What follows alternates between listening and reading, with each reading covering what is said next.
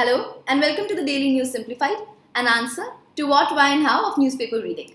Today we'll be analyzing the Delhi edition of the Hindu newspaper dated 8th April 2019.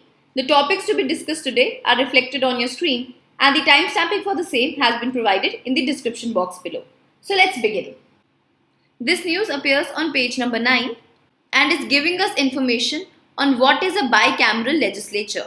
Now this topic will fall both under your preliminary examination in the category of polity as well as under GS paper 2 in the category Parliament and State Legislatures, its structure and functioning. Now the literal meaning of a bicameral legislature is that the legislature of a country has two chambers or houses of the parliament. In India, the parliament has two chambers, namely the upper chamber or the Rajya Sabha and the lower chamber or the Lok Sabha. Now, having a bicameral legislature is a reflection of the federal nature of our Indian polity. Hence, the decision to have two houses is in essence upholding of the federal nature of our constitution. This is because the Rajya Sabha at the central level reflects a federal character because it represents the units of the union. That is, the Rajya Sabha is composed of members who are the representatives of the states or the federating units of our Indian polity. Moving ahead, if one wants to trace from where India got its bicameral legislature, then the answer lies in the British rule. Now, the Britishers had passed the Government of India Act 1919 in order to further expand the participation of the Indians in the Government of India. Now, this Government of India Act 1919 is also known as Montague-Chelmsford Reforms or simply the Montfort Reforms. Now, it was via this Government of India Act of 1919 that a bicameral legislature was introduced in India at the central level. Therefore, at the center, two houses were set up, namely the Central Legislative Assembly and the Central Council of States, or simply known as the Council of States. And this Central Legislative Assembly and the Council of the States were a primitive model for India's Lok Sabha and the Rajya Sabha. Now, as far as the central government in India is concerned, the constitution clearly provides that there shall be two chambers or houses of the parliament, and this has been provided under Article 79 of the Indian Constitution, which clearly mentions that there shall be a parliament for the union, which shall consist of the president and the two houses to be known as the Council of the States and the House of the People. But this bicameralism is not just present in the central level, but is also present at the state level in our country. Now, as far as the state legislature is concerned, there is no uniformity in the organization of the state legislature.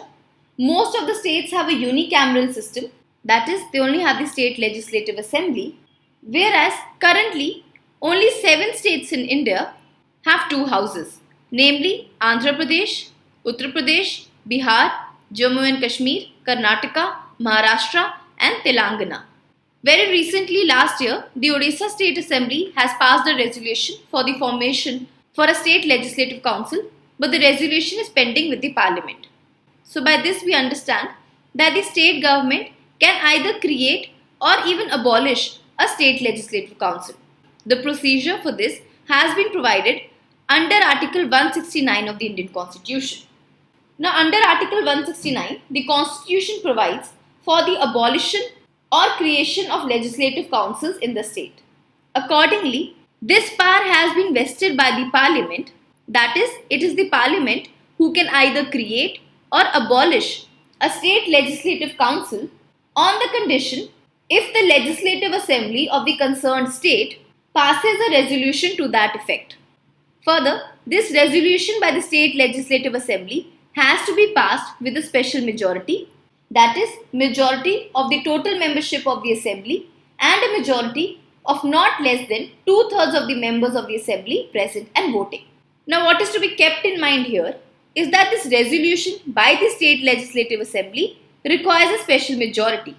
But the act which the parliament will pass in order to create or abolish such legislative council is not deemed to be an amendment to the constitution as far as Article 368 is concerned.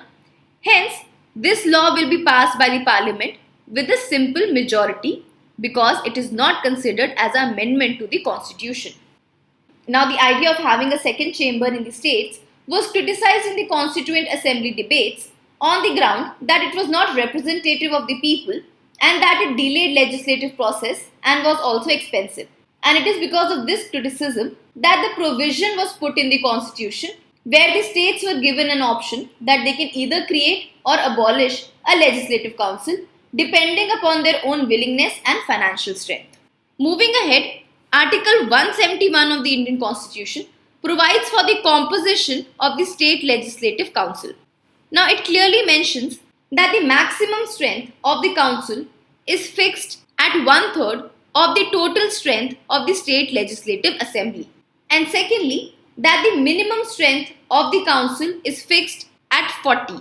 Further, just like the Rajya Sabha at the center, even the members of the State Legislative Council are elected indirectly. Hence, 5/6 of the members are indirectly elected by various categories of people, whereas 1/6 of the members are to be nominated by the governor. Now, this 5/6 which are to be elected indirectly are to be elected by different class of people. For example, members of local bodies, some are to be elected by graduates, some by the teachers, etc. The actual breakdown of this has been provided in the PDF. Lastly, let us also very briefly look at the for and against arguments for having a bicameral legislature. The first argument is that an upper house or a second chamber provides a forum for intellectuals and academicians, especially those who are not suited for the rough electoral politics. That is to say, many a times there are intellectuals and academicians who are very well deserving to be a part of the legislative process of the country, but since they cannot grow through the tough and rough process of politics, hence in that situation, the upper house provides a forum for such people. The second is that the upper house provides a mechanism for a more considered appraisal of a legislation. That is, in a way, it acts as a check on the hasty or the populist legislature measures which can be taken by the Legislative Assembly. Because at times it can happen that the Legislative Assembly, under the sway of electoral pressure, might pass some legislations which are not well thought through and can also be populist in their nature. Hence, the second chamber in this situation will act as a check on such hasty legislation.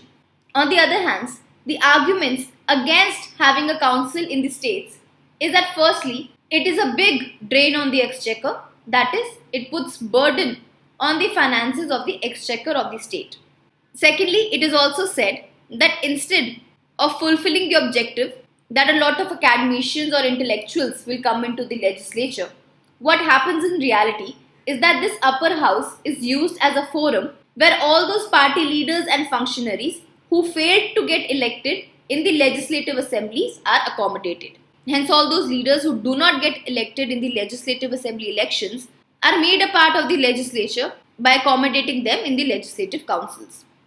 The third argument put forth is that today the legislature in India, especially the political parties, have members who are both from the grassroots level as well as those who are very well read and educated.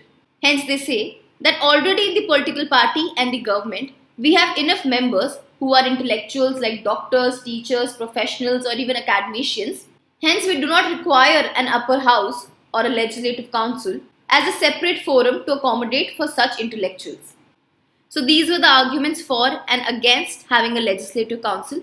But as of now, even the political parties in India are really divided on this issue, that whether to have one or to not. With this, let's move on to our next news. This next news is an editorial appearing on page number 8 and is saying that recently India's inflow of foreign investment has increased in leaps and bounds. And hence, in order to maintain this momentum, Indian government must focus on macroeconomic management. This topic will fall under economy for the prelims and under GS paper 3 under the topic issues related to the Indian economy. The context of this article is that in the month of March 2019, the inflow of foreign capital into India's stock market, that is the FPI, has reached around $4.8 billion, and this is the highest foreign inflow in India since February 2012. Secondly, last year, India received more FDI, that is foreign direct investment, then China for the first time in 2 decades. Thus, both of these factors point out that India's foreign capital inflow is continuously on the rise. Now, the author in this article has cited two major reasons for it. The first is this Chinese economy has been facing a slowdown, and the Indian economy has emerged as the fastest growing economy in the world. Hence, due to both of these reasons, the investors expect that India will remain a major source of global growth even in the coming years. Hence, the investors' sentiment and confidence towards India is very positive, due to which they are investing more in India. The second is that the central banks of various developed economies of the world have been trying to maintain lower rates of interest in order to propel an economic growth. Now, most of the developed economies in the world are facing a slowdown. Hence, their central banks have started to reduce or maintain lower rates of interest in order to propel economic growth in their countries.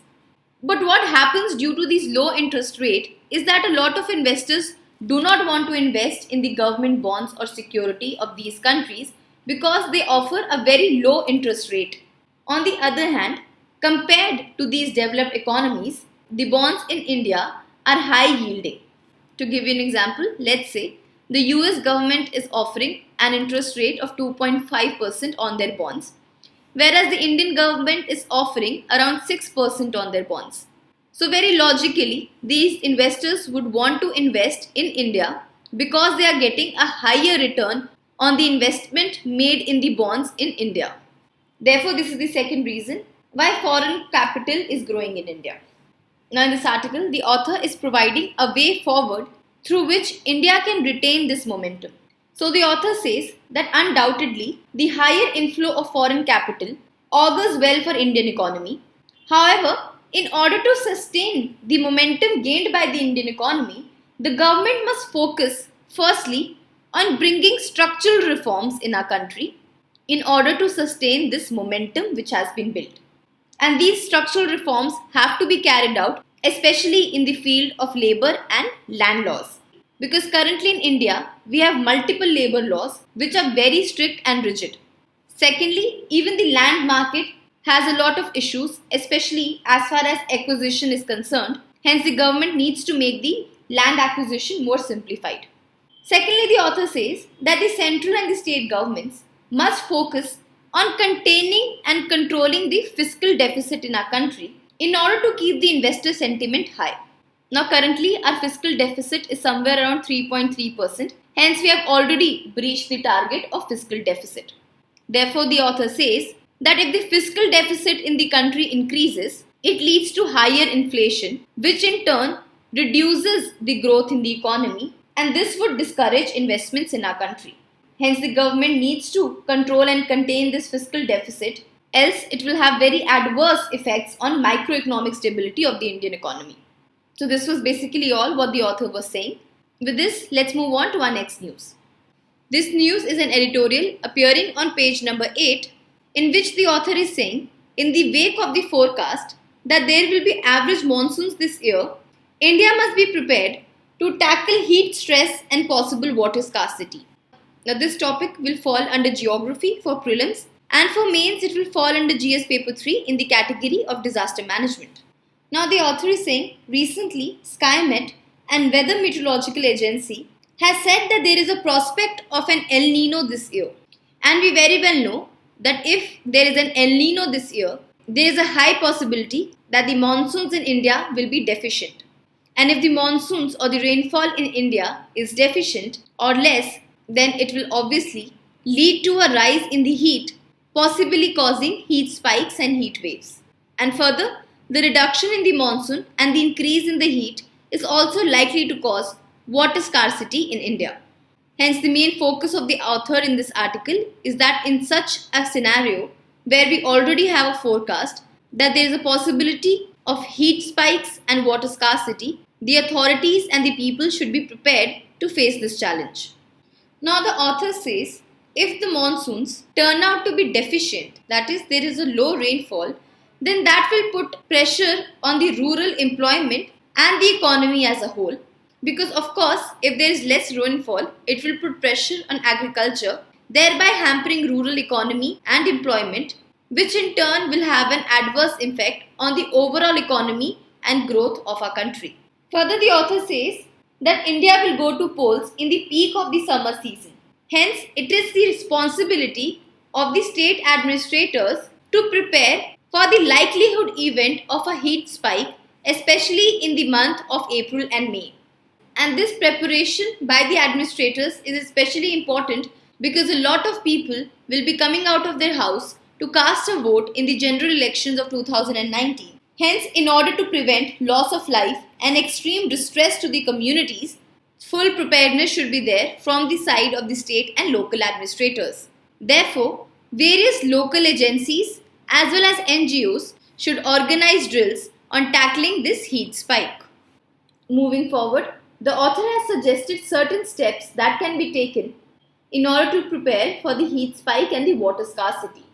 Now, the most important element of protection in a heat wave is to avoid exposure during the hottest part of the day, staying adequately hydrated, as well as wearing suitable clothing. Hence, the author is saying that all this information and the measures as to how one can protect themselves in a heat wave, this information as well as various weather alerts should be disseminated to the general public through television, social media, mobile phone messaging, etc. Secondly, it is the urban local bodies who have the responsibility to take care for the large number of people in a city. Despite this responsibility, the author says only very few cities have drawn up a proper heat action plan to respond to extreme weather situations. Hence, the author feels it's a high time that every urban local body in the country should draw up a heat action plan to respond to extreme weather climate and further should make all these plans public. That is, inform and make the general public aware about these heat action plans. The third step is that India should shift its focus back on a decentralized water harvesting. As per the author, this will not be the first year that India will be facing a deficient monsoon. Time and again, India has faced an uncertain monsoon. Hence, it was more than a decade back since the National Commission of Farmers suggested that there should be a wider adoption of rainwater harvesting and aquifer recharge in the country, because it is but obvious that a shortfall in the monsoon is going to lead to water scarcity. Hence, decentralized water harvesting and aquifer recharge has to be adopted so that irrigation facilities can be made available, especially to the small farmers who otherwise would not have any other option to procure water for irrigation. And finally, in conclusion, the author is saying that with the availability of advanced weather alerts, there is no reason as to why the state administration should not take all of these steps and remain prepared for a very much possible heat spike and heat wave this summer. With this, let's move on to our next news. This news appears on page number 18 and says that recently multi-drug resistance fungus called Candida auris is spreading quickly across the globe. This topic will fall under both prelims and mains in the category of science and technology. The main focus of this article is the multi-drug resistance fungus called Candida auris. Now, Candida auris is a kind of fungus, specifically speaking a yeast. Yeast are fungi that grow as single cells.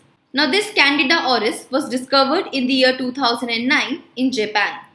The reason why this Candida auris has been brought into news is because this fungus has developed resistance to most of the antifungal drugs available. Therefore, this Candida auris has added a new dimension to antimicrobial drug resistance. Because now, in addition to antibiotic resistance, even antifungal resistance is emerging as a major global health threat. Now, the scientists have found out that this fungus is spreading quickly all across the globe. And the main reason touted for its spread is the use of antifungals, especially in the agricultural sector. Now, we know that antifungals are used to prevent agricultural plants from rotting. Therefore, this rampant use of antifungicides on crops has led to an increase in the spread as well as resistance in this fungus. Now, the thing with this fungus is that they can easily spread in the environment. Hence, they can travel by way of farm products like vegetable, meat, crops, fruits, etc. And because of the fact that they can easily spread in the environment, This fungus can also travel cross-border as export and import or even through tourists and travelers. Now the effects of this fungus is twofold. Firstly, it can lead to a direct infection wherein it can infect your bloodstreams and even your ears. Secondly, for all those people who have a compromised immune system, this fungus can cause severe infections in the brain, blood, heart, urinary tract, etc. And this severe infection can cause death in 1 in 3 people. Further, despite causing direct infection in people, this fungus is also a major public health concern because it has a high potential to develop multiple drug resistance if not controlled in time. Because already there are some infections caused by this Candida auris which are resistant to all 3 types of antifungal medicines. Therefore, it poses a grave public health challenge. Lastly, there are some certain inherent challenges involved while dealing with the Candida auris. The first is that this fungus is very difficult to identify. Hence, this fungus can be misidentified as other type of fungi unless specialized laboratory technology is used. And this misidentification might lead to a patient getting the wrong treatment. Second is drug resistance, because this fungus is known to be resistant to almost 90% of the antifungal drugs. Thirdly, even today, scientists have a very little knowledge about this fungus as to how this fungus originated, how exactly it is spreading, in what specific ways it can affect the public health, as well as what mechanisms can be adopted to prevent its further spread. And fourthly, not only do we have a little knowledge, but at the same time, this fungus is spreading rapidly all across the globe. Thus, this fungus is so strong and invasive that it spreads very quickly in the hospitals and the general environment. With this, let's move on to our next news. This news appears on page number 7 and reports that the Periyar River in Kerala is facing discoloration due to eutrophication. Hence, the focus of our discussion today will be the concept of eutrophication. It will fall under GS paper 3 under the category of environmental pollution and degradation. Now we will try to understand the concept of eutrophication through this diagram and these notes which have been taken directly from the NCERT of 12th standard biology. Now eutrophication is derived from the Greek word eutrophos, which means nourished or enriched. In simple words, eutrophication means nutrient enrichment of the water. Eutrophication usually occurs in stagnant water bodies like lakes and ponds.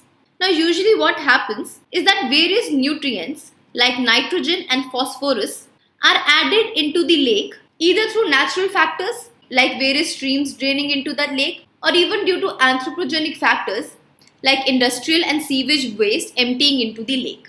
Now the addition of these nutrients encourage the growth of aquatic organisms and plant in that lake. So basically, as the lake's fertility increases, the plant and animal life also flourishes. Now as you can see in this diagram here, excessive nutrients are flushed into the lakes. Now these nutrients like nitrogen and phosphorus lead to an increased flourishment of plants, particularly the algae and the plankton. Therefore, eutrophication is associated with phenomena of algal bloom in which there is a great amount of increase in the algae and the phytoplankton content in a water body due to the increased levels of nutrients. Now in the third stage, due to the algal bloom, the oxygen content in the lake is depleted because of course these planktons and these algae also require oxygen to grow. Further, this algal bloom causes a layer on the top surface of the water preventing the sunlight from reaching other plants. So due to both of these factors, that is oxygen depletion and lack of sunlight, the other plants and animals in the water body start to die. Then in the fourth stage, all these dead plants are broken down by bacteria decomposers who further use the oxygen which is remaining in the water. Over a period of time, when this process keeps on growing and continuing, it reaches the final stage where the entire ecosystem dies and no life is possible in that ecosystem. And even slowly, due to the accumulation of this decomposed mass at the bottom of the lake and the continuous growing of the algae and other phytoplanktons from the top, the lake's water content keep on depleting and it eventually turns into a marshy area where the water from the entire lake is depleted. Hence, in the end, the lake gives way to large masses of floating plants which finally convert this lake into a marshy land.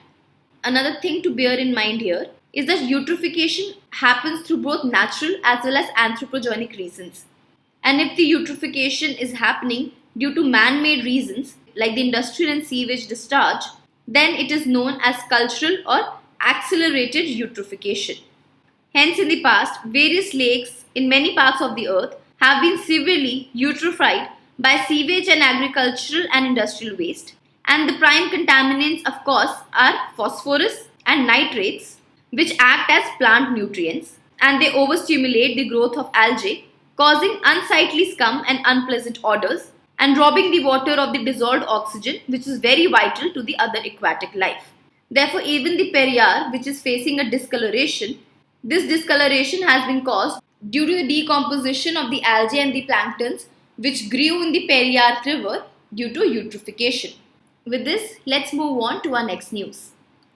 This next news appears on page number 7 and says, despite the fact that the Ujjwala scheme has led to an increase in the number of gas connections in the country, but yet its use remain limited. Now, this scheme can be asked in your prelims as a social sector initiative and can also fall under GS paper 2 under the category welfare schemes for vulnerable sections. Now, this Ujjwala scheme is the flagship scheme of the Ministry of Petroleum and Natural Gas, and this Ujjwala scheme plus various other schemes of the Ministry of Petroleum and Natural Gas in the important government schemes part of the Prelim Compass 2019. Hence, you can refer to this Prelims Compass to have more information on the Ujjwala scheme. Plus, in addition to this Prelims Compass, we have covered the Ujjwala scheme repeatedly in our DNS, the last one being on 2nd February 2019. Therefore, for our video discussion, we will not be going into the details of the Ujjwala scheme, but rather will be focusing on what this study has found out about the implementation of the Ujjwala scheme. Now, the Ujjwala Yojana was started in the year 2016 and it provides for a deposit-free LPG connection which includes a free gas cylinder, regulator and a pipe. And this deposit-free LPG connection is being provided to women belonging from the below poverty line section. The main aim of the scheme is to safeguard the health of the women who are involved in cooking as well as the children who suffer due to the ambient air pollution. Earlier, the target set was 5 crores, which has now been increased to 8 crore women.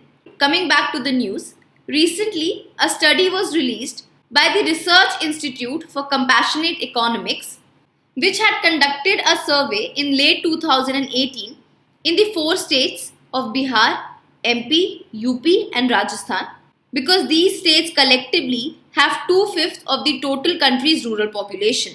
Now, the survey found out that in these 4 states, there has been a substantial increase in the LPG ownership, with almost 76% of the households now having an LPG connection.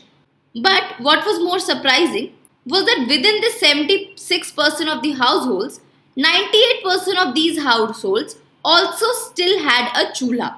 And further, 85% of Ujjwala beneficiaries still use solid fuels for cooking due to various reasons. Hence, the survey has pointed out that though the number of LPG connections have increased substantially under the Ujjwala, yet the use of LPG is very limited because 85% of the households still use the chulha for cooking. Now, the survey has cited various reasons as to why women still prefer to cook on the chulha. The first is the financial reason, that is to say, the refilling of the cylinder is comparatively expensive as compared to the solid fuels. The reason being, 70% of the households still do not spend anything on the solid fuels. Hence, this dung cake and these woods are used to cook fuel, and these are relatively very cheaper when compared to the LPG cylinder. Therefore, even if the cost of the LPG cylinder is subsidized, still it is much more costlier for these families. The second reason is the gender inequality which persists in the rural India. In rural India, women are not typically the economic decision makers in the family. And the third is the ignorance or lack of awareness and various other kind of misconceptions associated with using the chulha.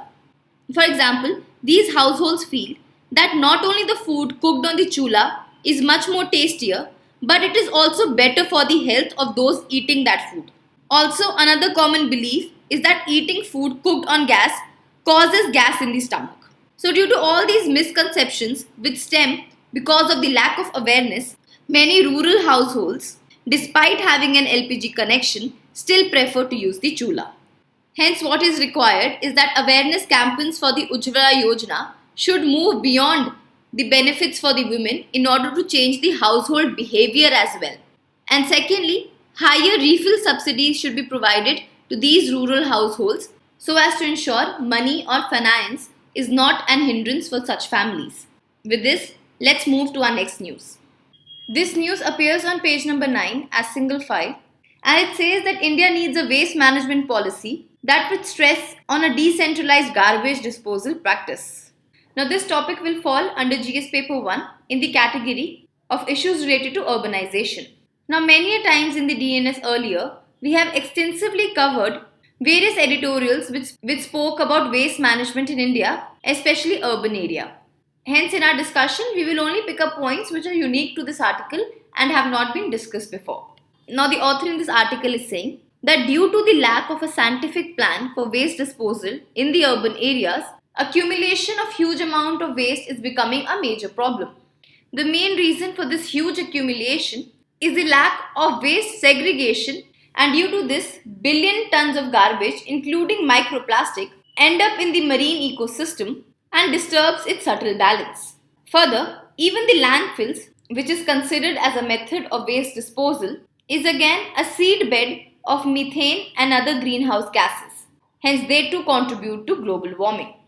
Therefore, keeping in mind that the old ways of waste disposal are detrimental to the climate and the environment, there is a need for proper mechanism for waste accumulation, waste segregation as well as waste disposal, so that the waste which is generated is actually collected and reaches the incinerators. Incinerators are the places where the solid waste is burned. Now, to put things into perspective, the author has given us certain figures. It says that in India, less than 60% of the waste is collected from the household and only 15% of the urban waste is processed. To give us the problems associated with waste treatment in India, the first and the foremost is the lack of waste segregation into organic, recyclable as well as hazardous categories at the source itself. Thus, segregation of the waste at the source still remains the biggest challenge to waste disposal in our country. The second thing which the author says is that the residents in our country should not be offered free service for waste segregation. Hence, the author says that the government must introduce some kind of fees for waste management, for waste segregation and recycling. The reason being, when people are offered these services for free, they do not realize the importance of segregating and recycling. Thirdly, certain inherent problems exist even with the structure of the waste disposal. For example, the contractors who are supposed to collect the garbage are motivated to dump more garbage in the landfills because their composition is proportional to the quantity of the waste they dump. Hence, if they are dumping more waste, they will get more compensation. And due to this quantity for compensation, they are motivated to dump even illegal or unauthorized garbage at the landfill, which further creates the problem of the mixing of garbage. The fourth problem highlighted by the author is that the government gives heavy subsidy on chemical fertilizers to the farmers. And due to this, the chemical fertilizers become so cheap, are not motivated to use organic manure. Hence, the farmers do not use any kind of organic farming or composting techniques to dispose of their waste. Hence, in conclusion, the author is saying that India needs a comprehensive waste management policy that stresses the need for a decentralized garbage disposal practices. That is to say, the garbage collection as well as segregation should happen on a decentralized level by the residents itself. And only if we are able to achieve this decentralized garbage disposal practices, only then can India have a robust waste management policy in place. With this, let's move to our practice questions. Now, based on our discussion, here is the first set of prelims practice question. Please pause the video and we'll discuss the answer after 5 seconds. Question number 1 is in reference to eutrophication.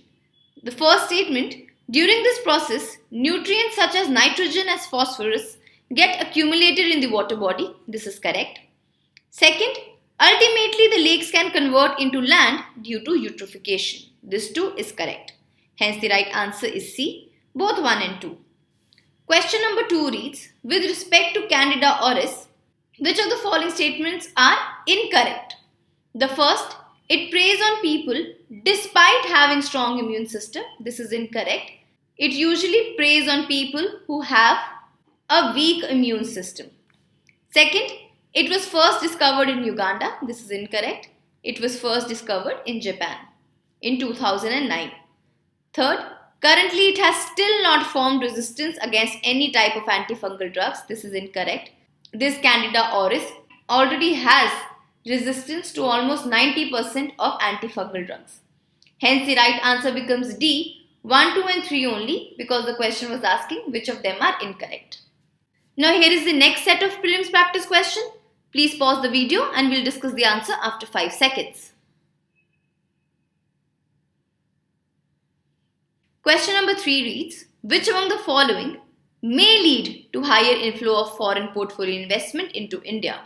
First, higher interest rate in the developed economies. This is incorrect. Lower interest rates in the developed economies attract FPI into India because India's interest rate compared to the developed economies is much more high yielding. Second, lower interest rates in India. This is again incorrect. India needs to have comparatively higher rate of interest on the bonds. Only then will the foreign portfolio investment come into India. Third, bullish stock market in India. This is correct. Now with respect to stock market, there are two kinds of terms associated. Bullish means that the investor expects the stock market to perform well and grow in the future. The opposite of this is bearish, which means that the investor expects the stock market to fall. Hence the right answer to this question is C, 3 only. Question number 4 is with respect to State Legislative Council. First statement, it can be added or abolished by a law passed by the Parliament. This is correct, as given under Article 169. Second, it has to be passed by the state legislature with a special majority. This is correct too. The resolution which has to be passed by the state legislature has to be passed with a special majority, whereas the act passed by the Parliament can be of a simple majority. Hence the right answer to this question will become C, both 1 and 2. Now before we end today's session, we would like to bring to your notice that the cutoff marks for the Civil Services Examination 2018 has been declared. You will be happy to know that the cutoff for the prelim is almost the same as we predicted on 3rd June 2018. The cutoff for a general category candidate was 98 marks out of 200. For the OBC candidate, it was 96.66. For a SC candidate, it was 84. And for the ST candidate, it was 83.34. Even in the mains, the cutoff have come down by around 35 marks. Cutoff for the mains 2018 was 774 and the score of the last candidate recommended for the service is 982. In the description of this video, we have shared a link to download the cutoffs published by the UPSC. With this, we come to an end for today's video. Let's move to the question for the day.